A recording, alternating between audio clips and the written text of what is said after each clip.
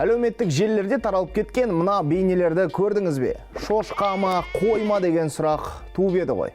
Бақташы бар шындықты айтып берді.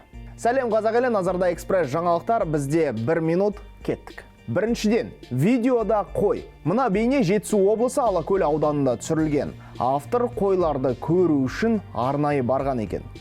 Бұл Тексель тұқымы. Нидерландтағы Тексель аралынан шыққан қойлар. Бұлшық еттері мығым келеді, басында және аяқтарында жүн болмайды. Денесінде жұқа, өздері етті болып келеді. Шопан айтады, көбісі шатастырады. Түріне қарап, шошқамен будандасқан ба деп ойлайды. Олай емес, бұл қой сиыр, тіпті осы жерде мұқият тыңдаңыз. Мүйіз тұмсық буданнан туған тұқым. Сондықтан ірі, бағасы да ірі, 400 мыңнан 700 мыңға дейін. Ақпараттың толық нұсқасы сайтта, Экспресс-каны оқи жүріңіздер.